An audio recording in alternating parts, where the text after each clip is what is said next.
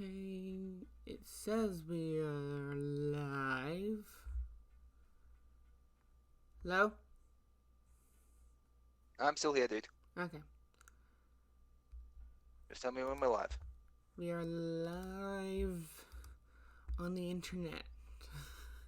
Hello, Applewood Wasteland, and welcome to the Rad Meter Podcast. A haphazard train wreck, always, but still entertaining. Pretty much every panel that I run at any online convention or any Rad Mirror podcast is a bit of a train wreck, but you know, we're live from LOONEYCON, the online convention created and hosted by the Looney Turtle, who was supposed to be here because he played a character in an episode we'll be discussing a little bit later. But due to a rescheduling of an interview with Ellie Ray, he won't be here. Art Bun Bun, who also played, aka Chokfi, who also played a character in episode 3, forgot his phone at work and won't be here for half an hour. I don't even know if Forrest was aware that we were podcasting today. He's the voice of the storyteller, who's the most important character. Probably should have really made sure he could be here, but you know, whatever. So instead, I am joined by our lore expert / Fallout Equestria lore converter person, DCP. G'day, I am DCP. I am the Fallout Equestria lore consultant. My job is pretty simple. I convert to Fallout lore and then give them the thumbs up if it's correct. Why are you so quiet? I shouldn't be. I turned the volume all the way up for you on Discord, and it was fine. My apologies. Just trying to be, civil and not shouty. Yeah, maybe it's... Dang it, I can never get these things to work properly. Increase the volume. It's alright, dude. It's not the end of the world. Okay, why can't I get these the same decibel readings? 5.2. There we go. Okay. So we were originally gonna start go talking about episode 3, which we're way behind on having a discussion on that one. Usually we have the discussion about a week after it was released. But between my birthday, my busy work schedule, because I'm an essential employee, and such, we have not. So, we're going to wait for Bun Bun to show up, at least, before I start talking about episode 3. But there is other things, other projects, and such that we can discuss. April Fool's just passed, and apparently I missed the memo about not doing April Fool's jokes, because I did one.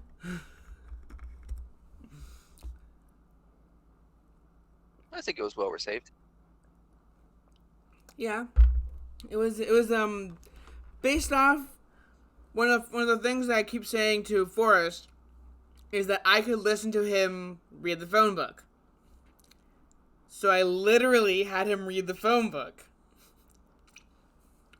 But I played it off as if I'd accidentally released episode 4.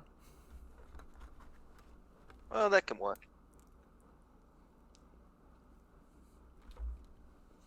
Hold on, I'm eating breakfast. It's okay, dude. Take your time. No one's here yet, for example.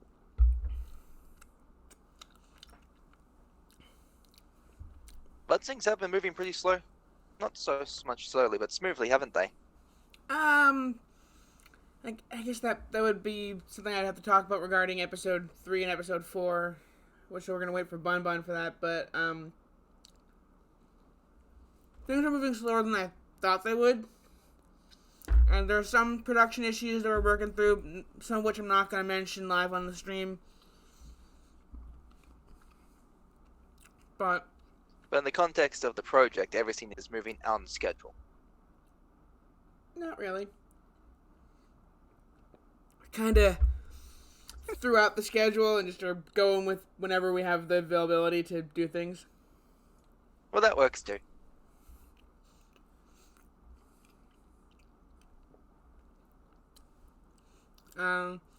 Welcome, third person, to the stream chat.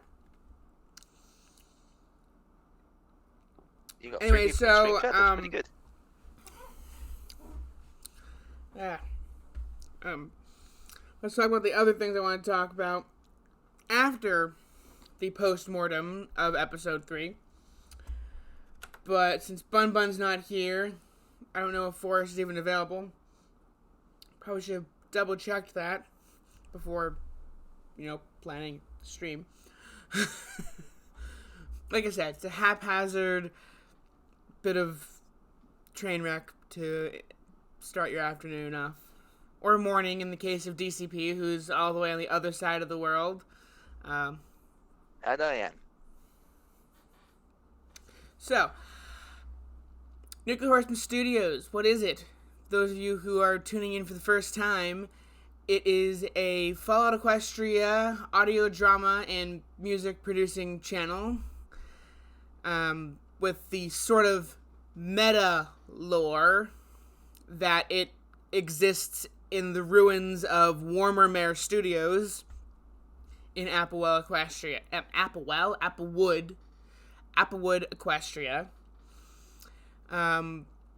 which is bona fide Hollywood and bona fide Warner Brothers. A nice kind of simple hybrid. Huh? A nice simple hybrid. Anyways, I think there's still some volume issues on my side. Maybe just turn the volume all the way up on OBS, whatever. It's the worst that could happen. Anyways, our like primary production, our flagship, so to speak, is The Storyteller, a Fallout Equestria lore series. Which is based on a storyteller, a Fallout lore series. Yes, based on the one by Shoddycast, which has since either been canceled or discontinued. It's confusing, and Shoddycast got taken over by another person who was more into analyzing the science of video games. He's also part of Team Theorist over with MatPat and whatnot. And he tried to continue the Storyteller series, cutting out the sort of background plot elements and such, and ironically enough, decided to cover Vaults, which was the very first episode of The Storyteller, but didn't acknowledge that, and didn't call it The Storyteller series. He kind of tried to rebrand it, and people weren't happy. At least I wasn't. But that's a side note. A lot of people weren't happy. However, if you'd like to see a spiritual successor to the Storyteller series, there is a series called Wild Wasteland, which is narrated by the same voice actor as the Storyteller. Really? You can find it on a channel called TK Mantis. They actually did an episode on Cats not too long ago. Oh yeah, it's very much the same kind of thing. It's basically the Fallout series that Shoddycast was doing in exile. Yeah, I mean, the science and whatever else Austin is doing on Shoddycast is great, but a lot of people subscribe No, it's not. because of the Storyteller series for Fallout, Skyrim, and whatnot. Saying the science series is good is like saying Fallout 4 is good in comparison to Fallout 2. It looks nice, but you can't compare. Okay, then.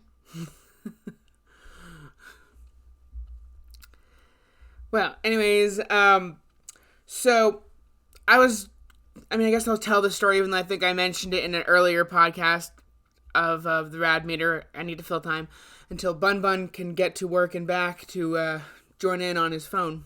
She'll probably end up calling in on her way home, since we commonly discuss things over Discord while they're biking home. Not the safest, but they haven't crashed yet. Don't try That's that like at saying home, the house people. hasn't caught fire Done by a yet. professional. Bun. No, not really. He's probably need to properly gender her. Just say it. That's what I do. That's a little rude. I'm gonna go with she. Well then. Well, anyways,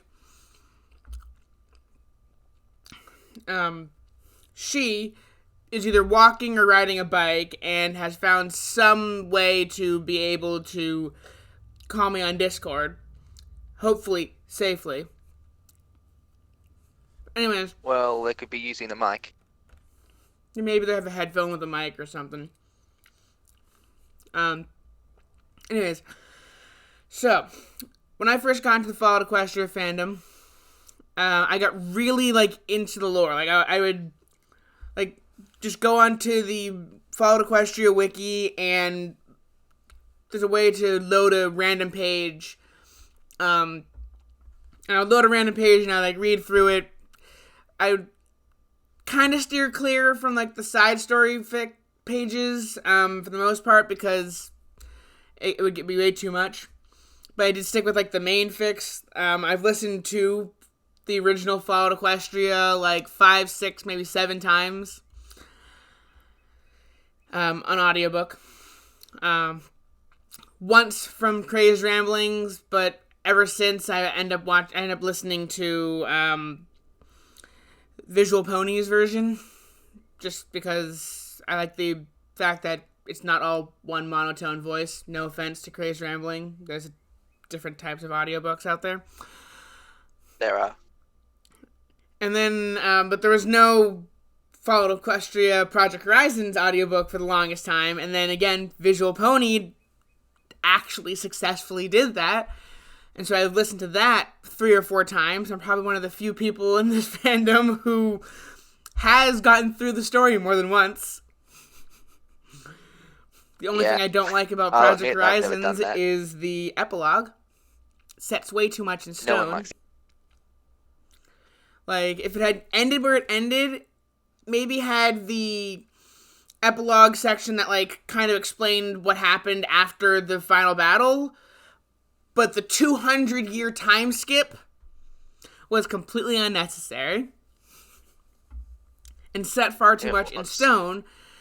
K-Cat had only done a 10-year time skip, which was okay, but a whole another 200 years with very established events happening. I'm certain, if you want to include Project Horizons, you have to include whatever the radworms are, which I'm guessing I think there was some kind of mutant dragon ghoul army or something, and it just got really complicated. So I don't like the afterward, but everything else about Project Horizons I did actually enjoy, even the very obvious jump the Eater of Souls moments.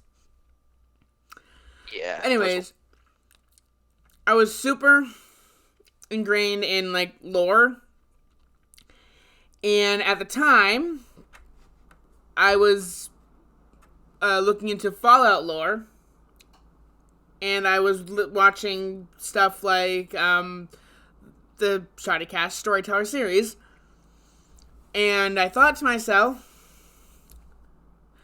why hasn't anyone done this for Fallout Equestria? Well, the answer is Project Horizons. I suppose the answer is probably Project Horizons and how thick the book is. It's more of how much stuff it conflicts with the original story. Yeah, basically Somber's like, I'm gonna write my own story with blackjack and hookers. And know nothing about Fallout while she's writing it. Or he's writing it, I forget which one. Once again, I think it was Somber's a writing he. it. Okay. Because I've actually didn't met really pay attention Somber to stuff. at That's the pretty last cool. BronyCon. The last or the last one? The one that happened last year. Okay. Anyways, so I'd already been in contact with Forrest, formerly known as Forrest M, but he actually started using his last name. I don't know if it's a stage name or if it's actually his name. I think it's like Forrest McGilvray. That sounds like a stage name. It might be his real name. You never know. I'd already been in contact with him, I believe, so he could turn my story, unscrewed audio files, into its true form, an audio version. So I think, Okay. I don't know if I contacted him for the storyteller before he made my story into an audio thing on his channel, or after, but I was in contact with him at some point. And before I had any scripts, any other voice actors, any art, any plan whatsoever, I contacted Forrest and said, I have this crazy idea. Actually, I think I can actually read the exact personal message. Let me just get the fan fiction for a second. Okay. I sent him a message back on December 2nd, 2017. So I was inspired by the Fallout lore series that exists on the YouTube called The Storyteller. On the YouTube? No, on YouTube. There, I can't read, apparently. On the YouTube. On the YouTube. Drop the. Anyways, exists on YouTube called The Storyteller. It is produced by the Shoddy Cast. I think a similar series would work well for Fallout Equestria. I was wondering if you would like to voice the titular character, the Storyteller. He'd have another name, but use that as a moniker. He'd be a Steel Ranger or Applejack's Ranger. I hadn't decided at the time.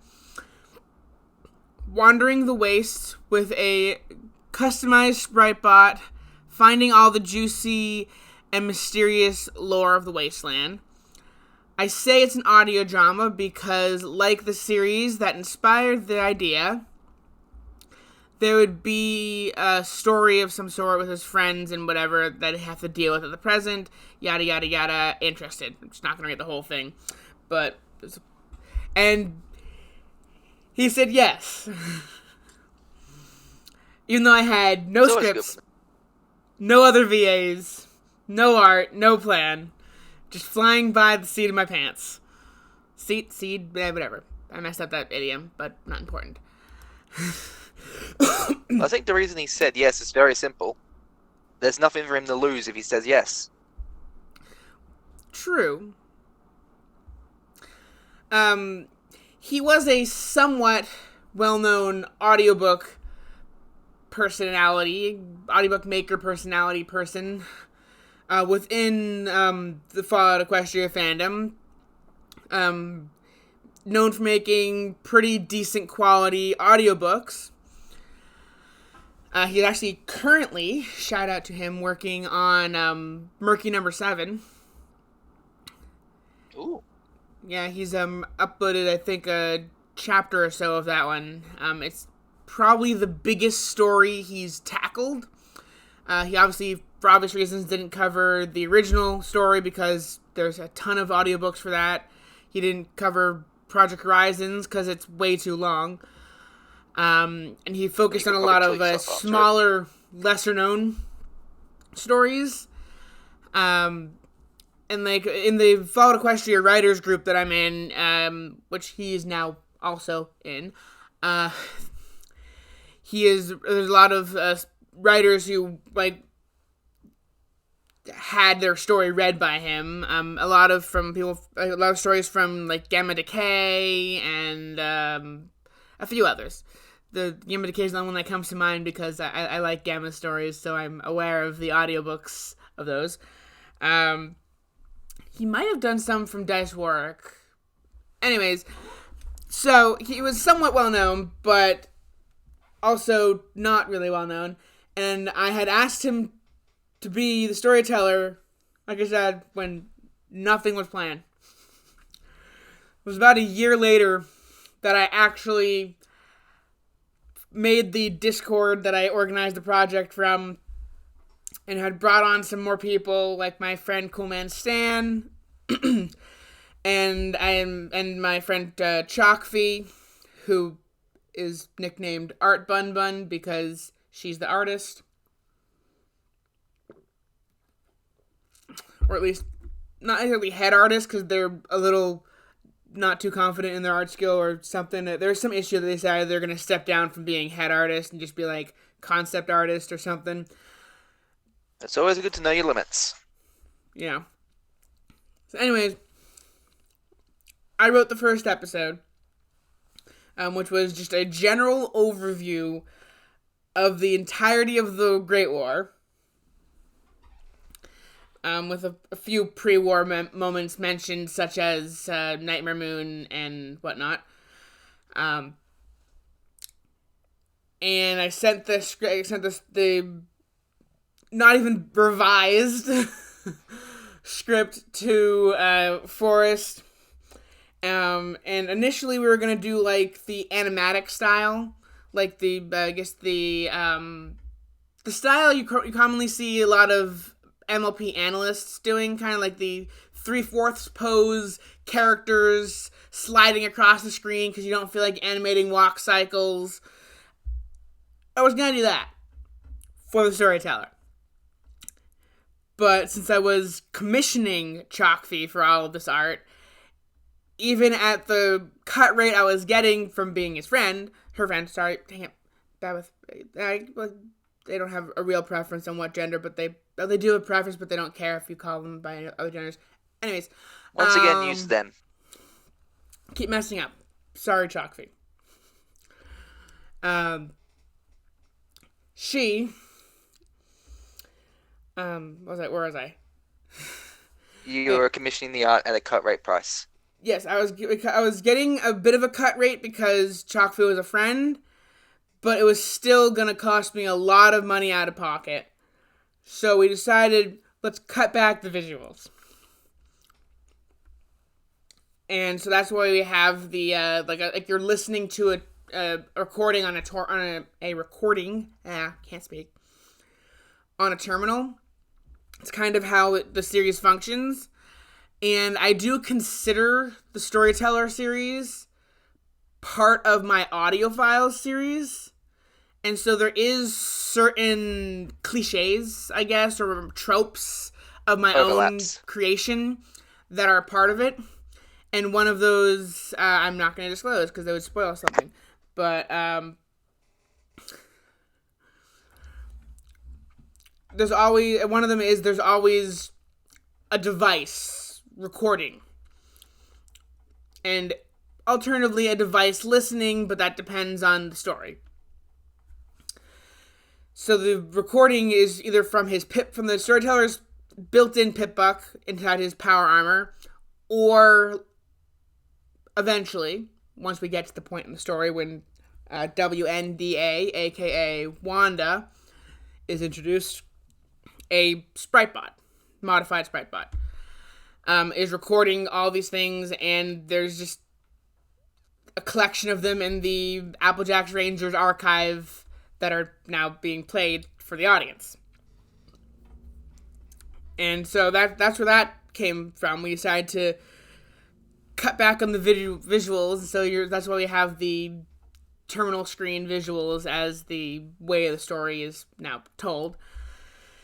And so he sent me his lines, because Forrest is pretty quick at getting lines in. You tell him, I have the script for you, and within a day or two, you'll have pretty professionally recorded lines. So That's always good. if you have a story you want Forrest to read, at least you know that you can get the audio back pretty quickly.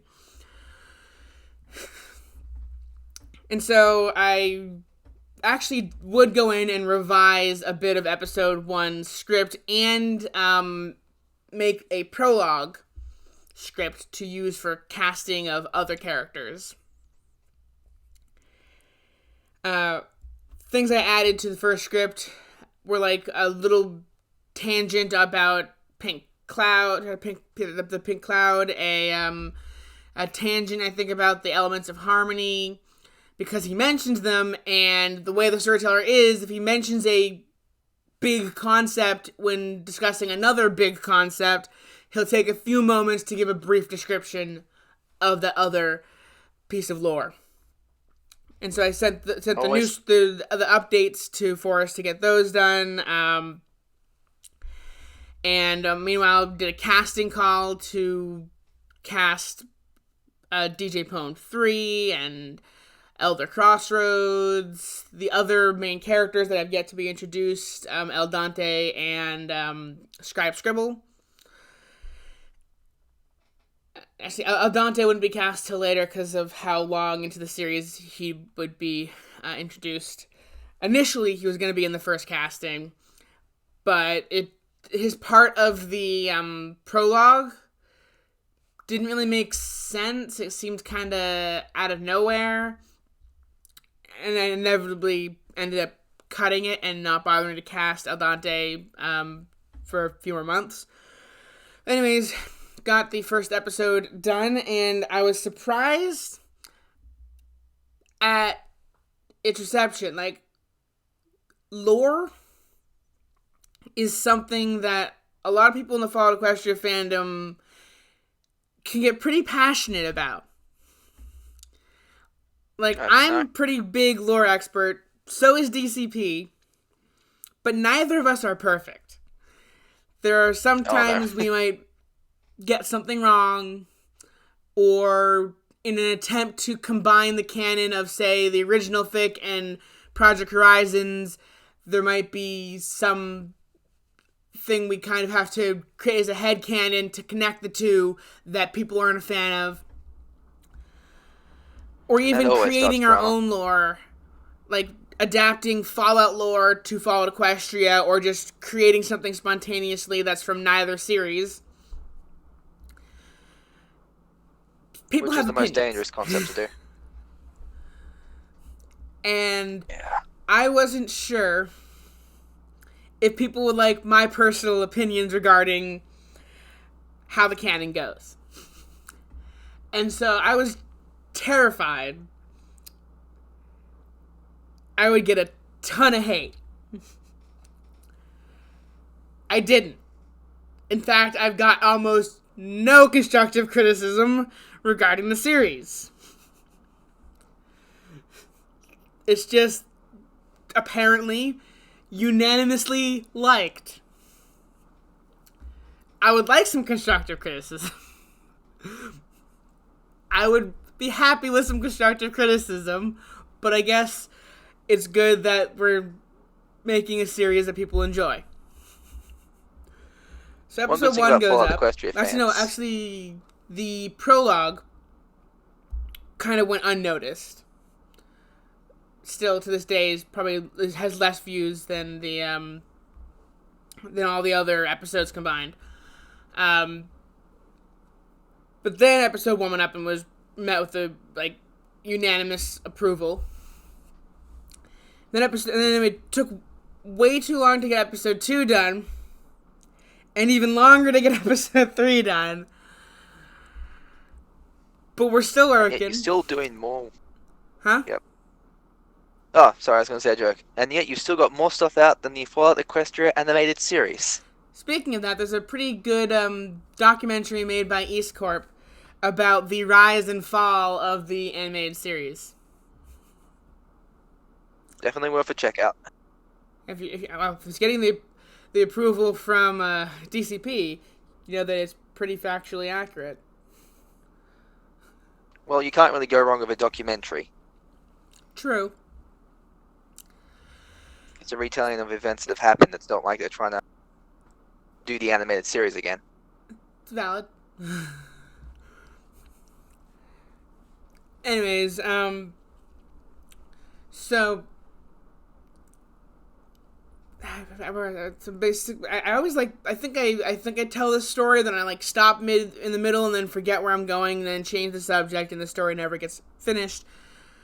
But yeah, so that's the Storyteller series, is sort of our flagship, and this might change.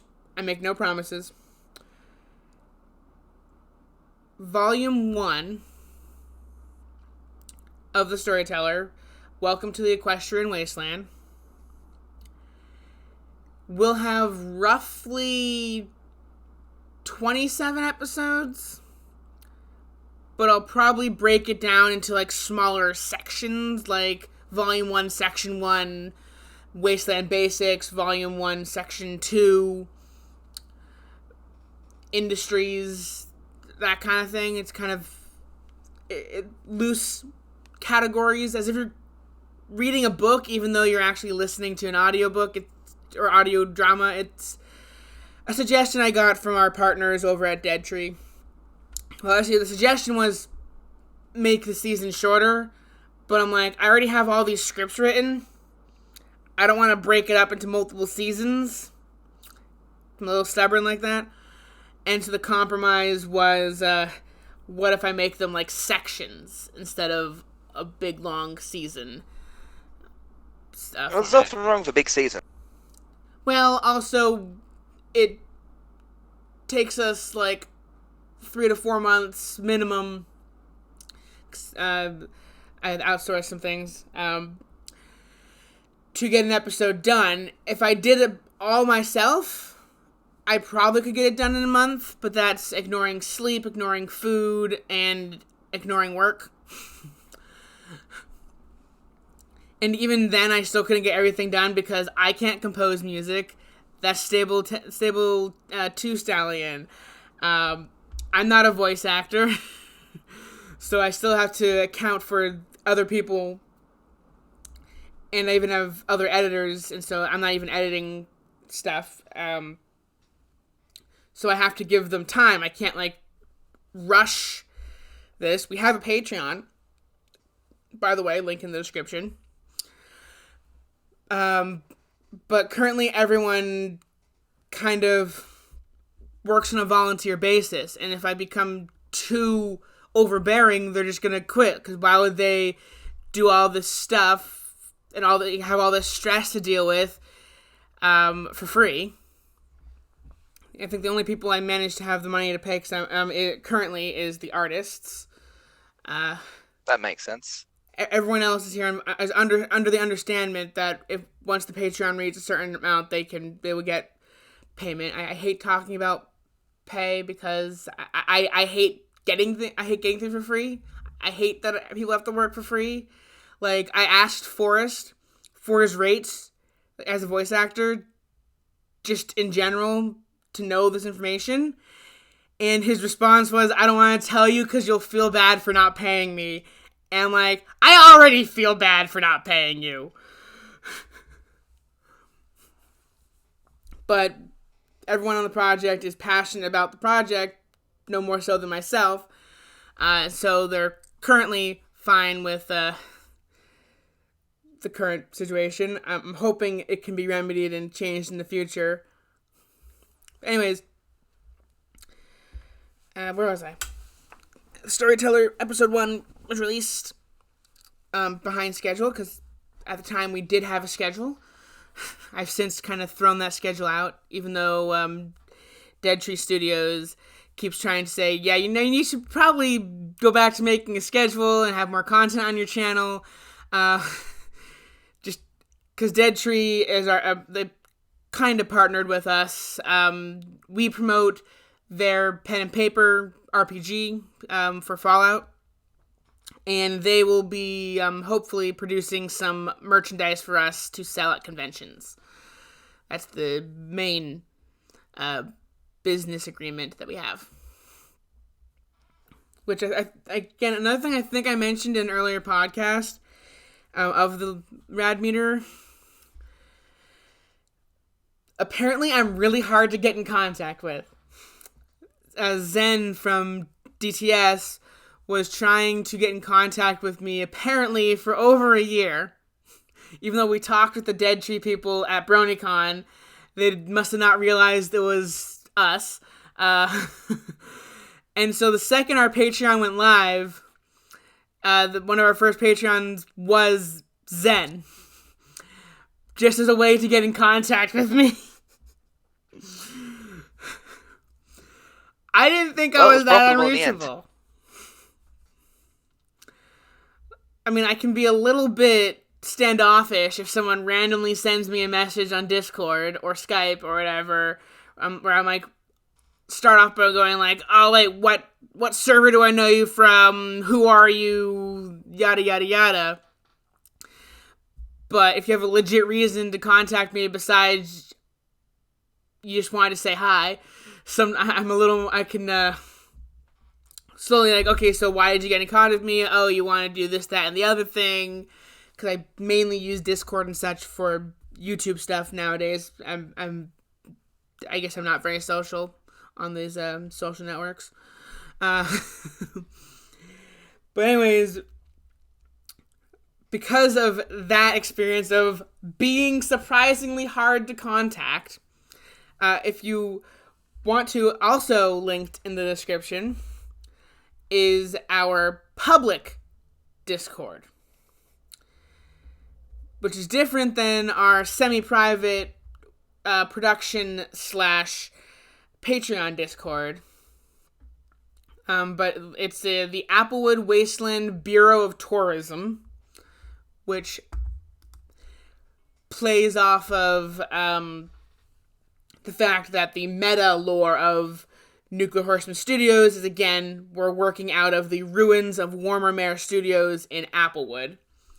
And so it's like the Applewood Wasteland getting a tourism bureau for some reason to encourage tourism to Applewood. It's the interesting meta that I decided to go with, and I haven't decided to change it, so that's what I'm going with. Yeah, so Volume 1, I think I was talking about Volume 1, yeah. Volume 1 will have about 27 episodes, but that might change. I might push some to Volume 2, cut some, but I do have 27 scripts written. Originally 26, but the episode on Little Pip, I split into 2 episodes. It's a long story, even abridged, more or less, how we are describing it in the series. It's still quite long, so I had to break it into 2 parts. Like the first half of the story, and then like the ending conflict with the goddess and the Enclave. And is Bun back yet? Have I filled 30 minutes of time yet? No, but I've built 2 squads of Gene Stealers. Coolio. Oh yeah, so other series that we're working on is a re-upload of Forrest's audio version of Unscrewed audio files. For the longest time, I was like, I don't want to re-upload it. I'm worried that YouTube would like flag us for duplication or something and cause havoc for our channel because YouTube's copyright system is stupid. And I also didn't want to take content from Forrest, even though at one point I think he said hey, if you want to post this, you can. But I'm like, no, we'll keep that on your channel and we'll do our own stuff over at NHS. But we go few and far between months with uploads regarding The Storyteller. We needed other content. And so I finally caved and asked permission from Forrest if I could repost Unscrewed audio files. And he was fine with it, as long as I linked to his channel, which I do. In the description it says re-uploaded with permission from Forrest McGilvray and a link to his channel. So that was part of the agreement. The other was that I wanted to actually record the other the other audio files fix, which I have several. Unscrewed being like the pilot fic for the idea, followed by Brittle Giant's Quest, Hold the Pineapple, and currently Find Your Spark. I want to turn those into audio because the fix as written isn't like their best form. They're more or less audio transcripts, when the best version of them is as audio. So, once we finish re-uploading Unscrewed, which we're at episode 8, which I believe went live on the channel yesterday. I'm really bad at promoting those uploads. I scheduled like the first 8 a week apart or whatever, and then I'll wake up on Saturday mornings when they're supposed to be uploaded. I'm like, oh yeah, that was uploaded today. I should probably tweet about it. Which is not good. Yeah. Maybe I should schedule. You can tweets, set it up to automatically tweet out for you, right? Huh? There's a system to set it up so it automatically tweets out. I find the connection between Twitter and YouTube a little bit annoying because it'll also tweet out every time you like a video, every time you add a video to a playlist. So I prefer to manually tweet about things. However, I have TweetDeck. I should be able to schedule tweets, I just forget. So, yeah, then the part of that agreement to have the next fix in the audiophile series show up on NHS is a week after they're going to be uploaded to NHS. Forrest can also post it to his channel.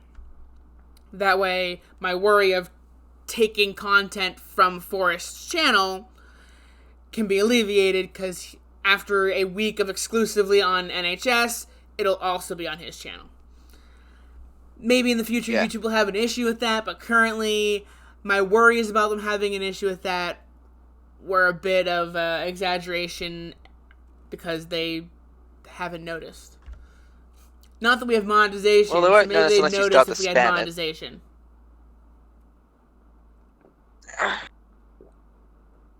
Well, if you're marking it as a re-upload, I'm pretty sure they'll be okay with it.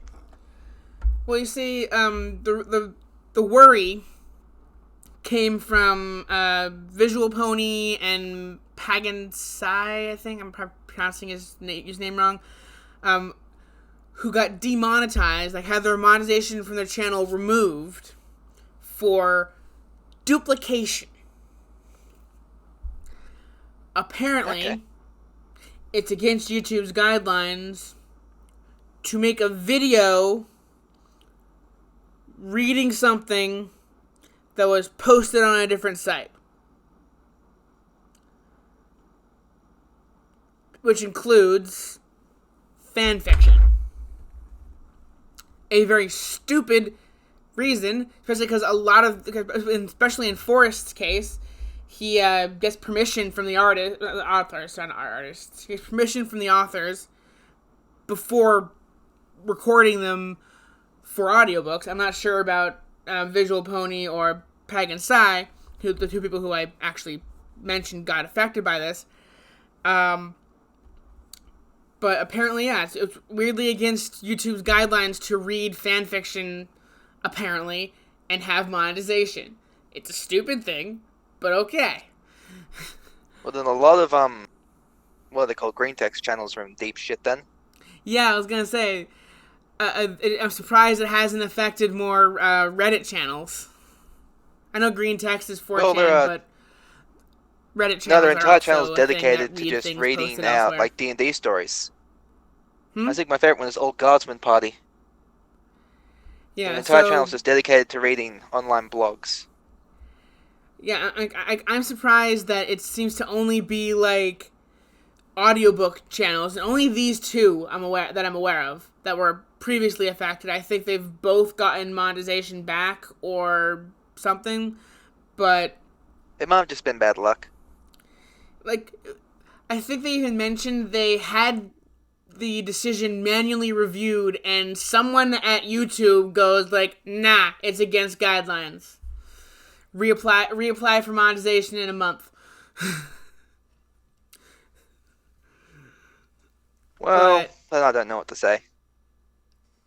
I was worried that would happen if I reposted unscrewed audio files.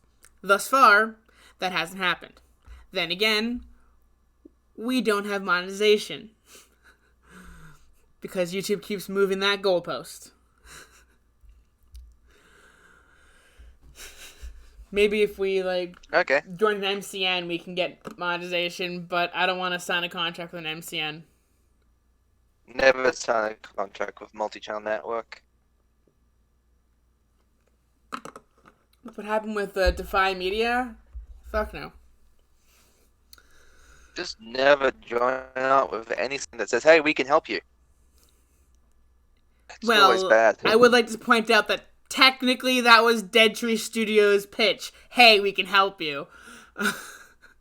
But Dead Tree And I'll Studios... stand by my statement, because I have almost a decade of proof that people who've joined multi-channel networks have got screwed over. Okay, well... I mean, it can work, it can't work, but in the end of the day, just look what happened to Machinima. Dead Tree Studios, And all to the my knowledge, is not a MCN. Yeah. They simply, or at least Zen, found the Storyteller series, enjoyed what we were doing, and wanted to help us out. Because I had been considering using Redbubble or From the call. Spreadshirts or Traveling Pony Museum or something to make merchandise. But we were 3 episodes in at the time. I didn't think we should be thinking about merch at that time, so I hadn't actually gone forward with anything. But then I was approached by Dead Tree with the idea to have you, with their help, make some things that they could sell at a convention and we would get a cut or whatever. In exchange, we would promote the Fallout Equestria pen and paper game. Yeah. Which, I don't know when it'll start happening, but we might be starting our own campaign in that game system at some point. Power armor and energy weapons, that's my strategy. Because Chokfi is well versed in that series, in that game system. I think she even got the compendium book that has every other book in it, kind of thing, or at least the basic rules. I forget which, at LOONEYCON. I'm fairly new to DMing, and I don't want to learn a whole new system. Can barely get a handle on 5e D&D. So at some point, there might be streams of a Fallout Equestria pen and paper game campaign on this channel. I don't know when that'll be, but it'll probably happen at some point.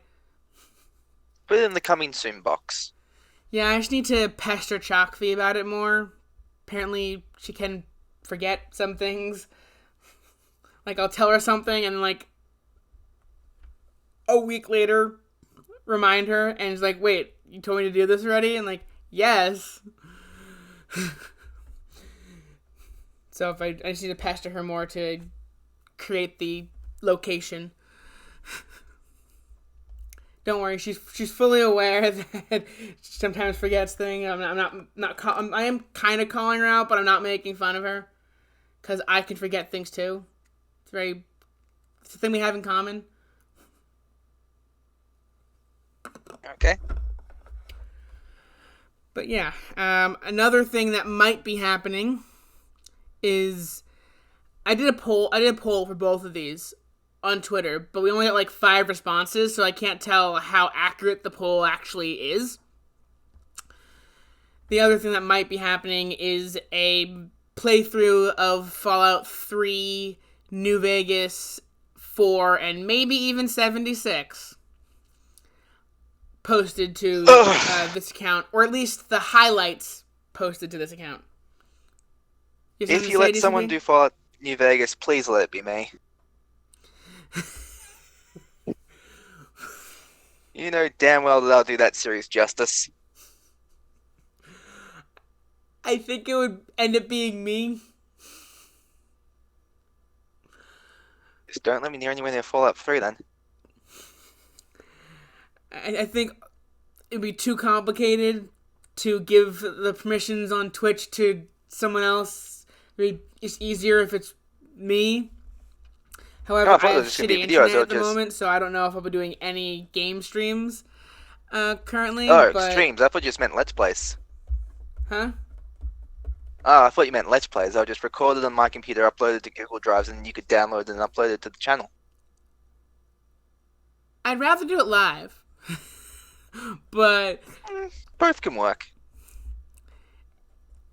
Yeah, the tentative name for probably both of those series, because I think we can kind of play with the name working for both versions of those series. Either Nuclear Horseplay or Nuclear Tabletop. Like, Nuclear Tabletop's already a series, so you might want to avoid that. Huh? Nuclear Tabletop's already a thing, so you might want to avoid that. Oh, okay. Then we'll probably go with Nuclear Horseplay. Yeah, I think Nuclear Tabletop does a... It's not a Fallout-based one, but it's one of those apocalypse RPGs. Okay. Yeah, I'll have to re-look it up, but they're pretty cool, from like the 3 videos I watched. Okay, well then we'll probably call it Nuclear Horseplay, because it would function similar to, in naming style, to Nuclear Horseman Studios.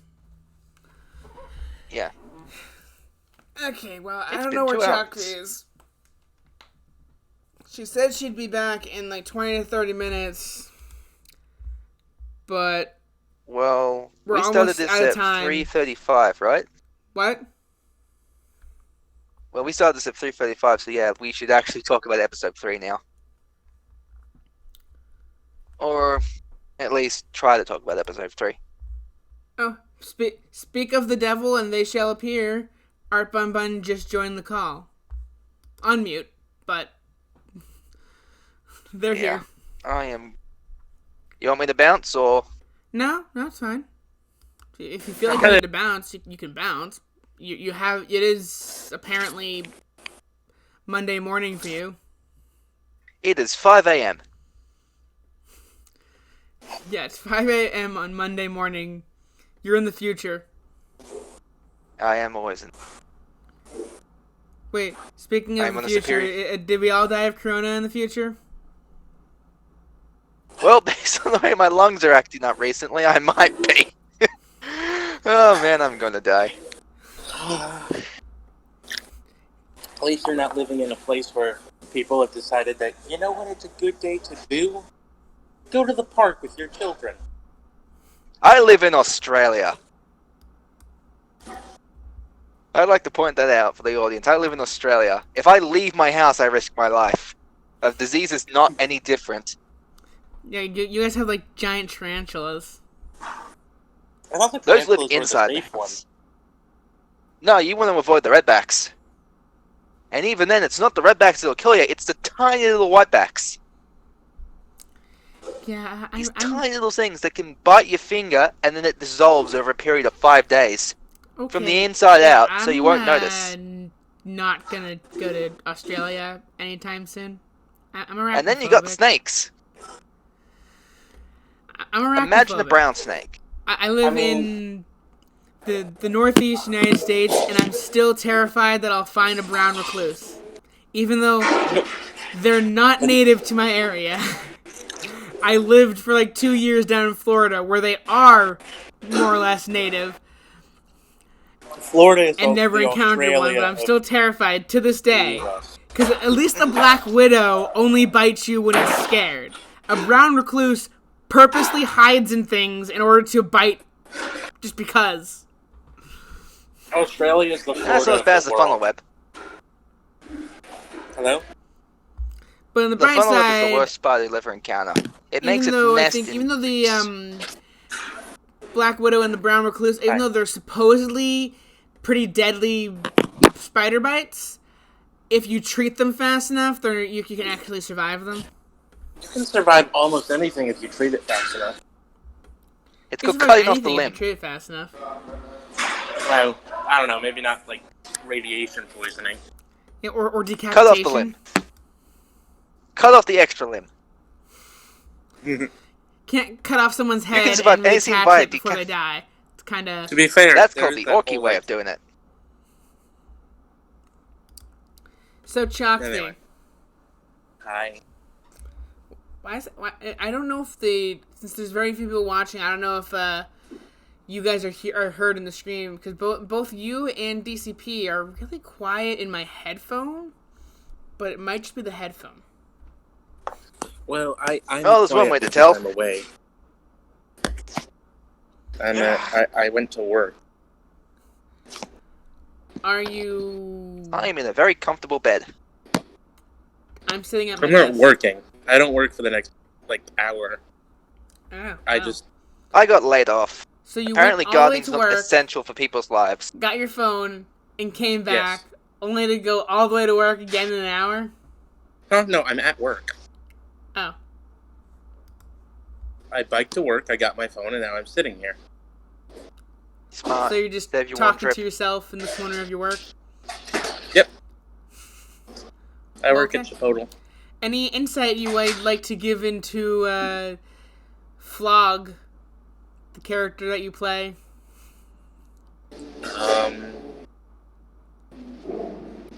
I don't know how to do a real Cockney accent, apparently. So neither does he. Your sort of half Cockney accent, half really. You're I wouldn't say terrible Half accent. New York. But New you're York and half it's Cockney, not half exactly New York. Cockney. It's just Flog's actual voice now. Yep. You have to be consistently inconsistent. The hardest thing Although to do. I left my I don't know where I got I watched a video on Cockney accents, so that's how I did that. Yeah. Eh. Oh, and actually, we have been talking with an artist to make posters that Dead Tree Studios will print for us, but we brought on Yeah, another that's artist to complicated. NHS.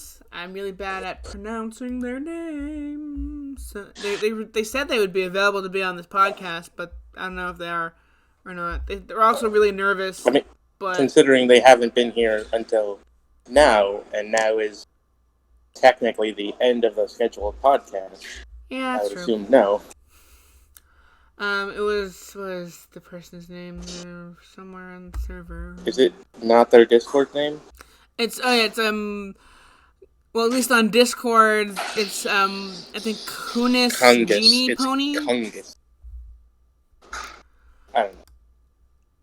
Yeah. And so we actually have official designs of Mud and Flog. Skeeves hasn't shown up in any of the art that we're making yet, so we don't have design of Skeeves. still But haven't seen the art of that. but Amazing. so Mud, or well, his full name, Mud Puddle, never revealed in the episode, but I decided to give him the last name. You can just imagine the long line of puddles in his family. Mud Puddle has brown. I'd show the art, but I don't want to reveal it until we finalized it. But Yeah, it's going to take a bit of work, so just leave it for now, and we can... But Mud Puddle, brown mane, brown coat. His cutie mark is a puddle of mud, vaguely in the shape of a brain. It looks that like a is birthmark. Barely different colored from the rest of his coat, to the point where if he's covered in a sufficient amount of mud, he'd look like a blank flank.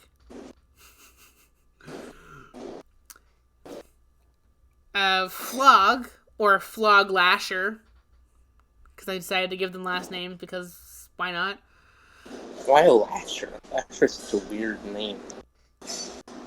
Well, it actually doesn't make sense when combined with Flog, because Flog is to whip someone, but Lasher is also involving whips. It should have been one or the other, but I decided to make it both. To be fair, a flog is a thing you can whip someone with, so there is that, but it's just a weird name overall. I decided to give every minor character a name in the series, even if they're like not mentioned in the episode. Like in Did episode you name that 1, little girl from the first episode? Huh? Did you mention? Did you name the little girl from the first episode? Yeah, in the first episode, originally the mercenary parent character referred to them as Pumpkin in an affectionate way, not as an actual name. But I decided, you know what? Their name is now Pumpkin, and the mercenary's name is Zucchini. Why? Episode 2/3, which involves the Raider characters Mud, Skeeves, and Flog. We have Mud Puddle, who is dumber than his namesake. The drunk, whatever, very lushful. He's lush, meaning he drinks a lot of alcohol. Flog, Lasher. And then we have Skeeves, the cowardly griffin. Mm-hmm. Who, I won't reveal his name, because it's not actually Skeeves. Like, I was creating a character sheet for him to help describe it to the artist when he needs to be drawn. And I decided, you know what? Skeeves is a nickname. A self-made nickname, so it just shows you how uncool Skeeves really is. Mm-hmm. But yeah, Flog is like a maroonish, like a light maroonish kind of coat, yellow mane. That's kind of a dirty blonde kind of yellow mane. Not dirty blonde, kind of not exactly fully blonde, but still like a yellowish shade. Are you saying he's a tips grape? Of green. So you're saying he's a grape? Huh? Nothing. Well, good morning. Hello. And his cutie mark is probably the most obvious based on his name is a cracking whip. It probably should have been a flog, to be honest. Isn't a flog a whip? A flog is a multi-headed whip. Oh well. It's like you whip someone with like a whole bunch of like things on the end. Oh. It's like a whip, but like with 7 heads or more. Anyway. So let's wrap this up because I have D&D to DM in a half an hour. So I do want to, now that Chokfi's here, we can do a little bit of post-mortem discussion on episode 3. There was a portion I cut. Originally, there was an additional, end credit scene that revealed that Mud, Skeeves, and Flog are the only 3 survivors of the Storyteller's assault on the Darkheart Raider camp. Wait, you removed that part? Huh? Nothing. Well, part of the reason I cut it was I didn't get the audio from anybody who was in that scene. And I didn't gave feel you like all of the pestering audio people. I was scripted for. What? I gave you all of the audio I was scripted for. Huh, I could have sworn I didn't have... Because it skips a page, because that's how script formatting works. It initially skipped a page. So, fade to credits was the top of one page, and then the rest of the page was blank. And then there was fade back in from credits and another scene. I still don't think I missed anything. It basically showed that Mud, Skeeves, and Flog survived the assault for various reasons. Flog got drunk and unintentionally played dead. Skeeves hid. And Mud was just too stupid to die. And they would it would show they survived. But I guess I'll just mention they survived later because I want these characters to recur. Well, I mean, you can just mention them the next time they arrive, like in Heroes when what's her name? Stiletto? Is her name Stiletto? I don't know. Knife bitch. The, fucking raider chick that, hired, leaves fine at the end of a scene. I don't beginning, and then she becomes a hero, even though she's a fucking, crass raider. I don't know. I'm only halfway through Heroes. It was at the beginning. I don't remember the name, though. Yeah. So, I think I mentioned them later in another episode where another character mentions a radio broadcast regarding raiders in the area, and then they're corrected of, they're near Hope. We're way far away from them. And then the storyteller goes, actually, they're wiped out, except for 3 members, but you don't have to worry about them. Yeah, what else can we talk about? It's starting to get loud over there. Part of the reason I cut that, besides not getting the audio from people and didn't feel like pestering them because of how long episode 3 was in production hell, I ended up deciding that we shouldn't have end credit scenes like that because they don't make sense within the logic of the series. I mean, yeah, they don't. How could the storyteller be recording this conversation that he was nowhere near? Mm-hmm. I mean, they really don't make sense, but I just assumed that you didn't care. What hey, we could I have a question. Go with is that because Nuclear Horseman Studios is producing the series based on the storyteller's travels, certain dialogue, things like that, could still exist, but more from a meta standpoint. They could have access to other recordings by other people. Also, I like the fact that episode 3 establishes that Mud has a pit buck. Mud is a stable pony. He has a pit buck. I thought he just had a pit buck. I didn't think he was a stable pony. I haven't officially revealed any major parts of his backstory. At least currently, I think he at least was living in a stable. Whether he was born there is debatable, but... And whether it was a good stable. Yeah. What was your stable's experiment? I don't know. Yeah, pretty much. So he has a pit buck, but he's still a horrible shot. But yeah, because he doesn't know how to use stats. It's just funny because in the previous Stats. episode, episode 2, Correct. we established that mud is a horrible shot when shooting at Sparkle Cola bottles with Flog outside. To be fair, you can't use stats on Sparkle Cola bottles. That's also true. Which always really annoyed me when I went for a high VATS character in Fallout New Vegas. What you want to just shoot bottles? Well, yeah, because you have to at one point. Actually, you can skip the In tutorial. the tutorial.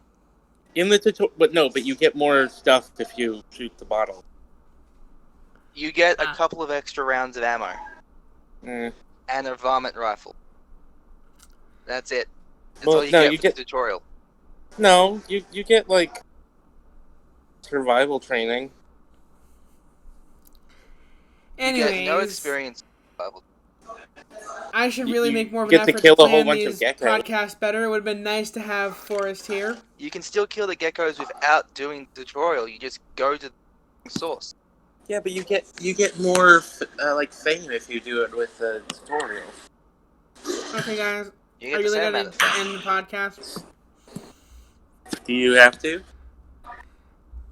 I You already do it. have not already ended the podcast now. Thank you for showing up, the 3 of you that did. Really should get better at planning these things. They end up being a bit of a train wreck. I retold the entire story of how NHS came to be, more or less. But The question I had was Patreon and public Discord links are in the description. Thank you to DCP and Chokfi for showing up. I showed up. Yes, goodbye.